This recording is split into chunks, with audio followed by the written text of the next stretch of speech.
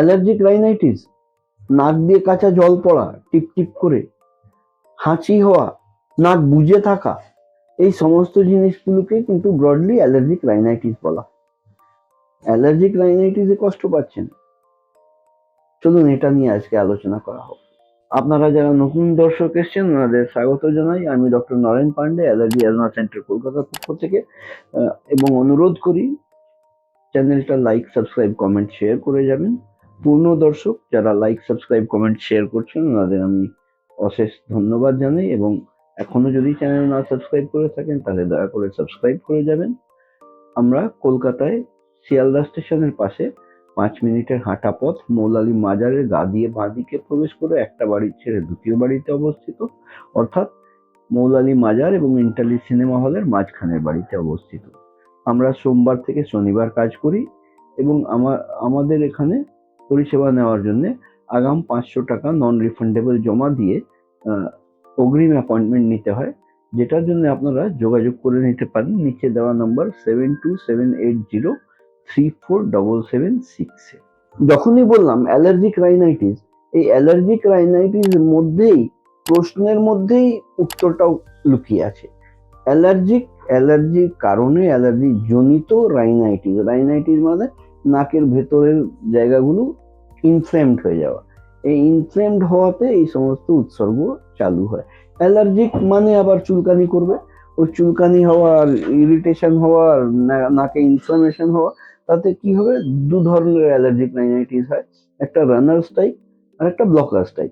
এবার runners type যে allergic rhinitis যাদের হবে, তাদের নাক দিয়ে অনবরত জল পড়তে থাকবে, স্নিজিং হবে, রাইনোরিয়া হবে, নাক দিয়ে টিপ টিপ টিপ টিপ জল পড়বে। অনেক সময় এই জলটা পড়তে পড়তে আবার বন্ধ হয়ে গিয়ে গলার পেছনে গিয়ে আবার বুকে কাশি চালু হয়ে যায়।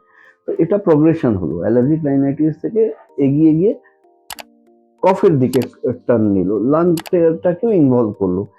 বলাই হয় allergic march it starts from the nose and ends at the lung. নাক দিয়ে চালু হবে, আস্তে আস্তে গিয়ে লাং অব্দিও পৌঁছাবে। তো স্টিচিং টাইম সেভস নাই।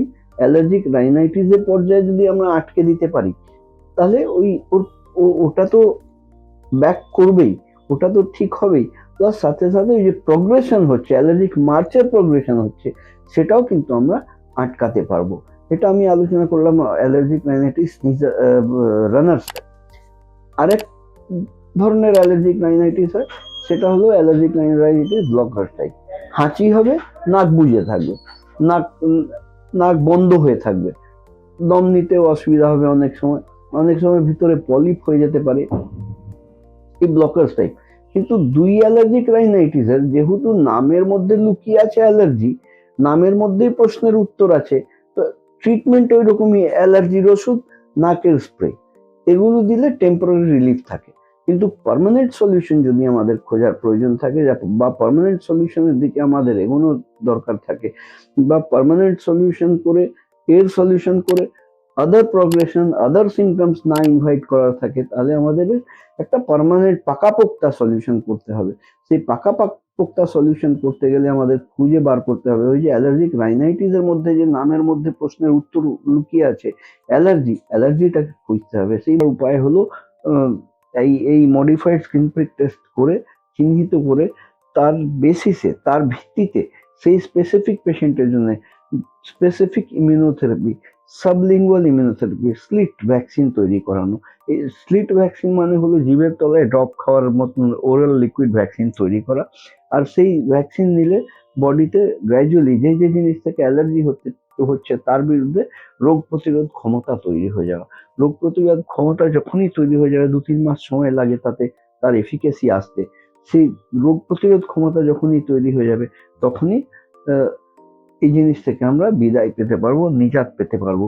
এই মডিফাইড স্কিন প্রিক টেস্ট যেটা আছে, সেই modified skin prick test World Health Organization বা ওয়ার্ল্ড অ্যালার্জি অর্গানাইজেশন দ্বারা অনুমোদিত গোল্ড স্ট্যান্ডার্ড অফ টেস্টিং। মনে রাখবেন, অ্যালার্জি পরীক্ষা মানে স্কিন প্রিক টেস্টে হতে হবে, সেটাকেই মান্য বোঝা হয়, এবং তার বেসিসেই আমরা ট্রিটমেন্টের ক্ষেত্রে এগোতে পারি। এই সাবলিঙ্গুয়াল ইমিউনোথেরাপি ভ্যাকসিনটা 1 বছরের কোর্সের আমাদের এখানে 8,000 টাকা চার্জেস আছে। যেরকম বললাম, মডিফাইড স্কিন প্রিক টেস্ট 2,500 টাকা, 1,000 কনসালটেশন, আর 8,000 টাকা ভ্যাকসিনের চার্জেস। আনুষঙ্গিক যদি 1,000, 1,500 কি 2,000 টাকার অ্যাডিশনাল টেস্ট যদি কিছু প্রয়োজন হয় তাহলে সেটাও করার প্রয়োজন হতে পারে। এইরকম পরিষেবা নেওয়ার জন্য আপনারা নিচে দেওয়া নম্বর 7278034776 যোগাযোগ করে 500 টাকা আগাম পাঠিয়ে অ্যাপয়েন্টমেন্ট নিয়ে এসে এই পরিষেবা নিতে পারেন।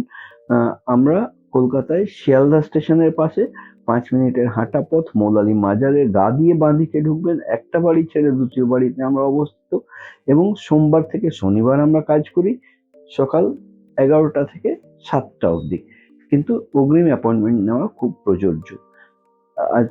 আজকের মতন এখানেই শেষ করলাম। আমি doctor Naren Pandey, allergy and centre, Kolkata.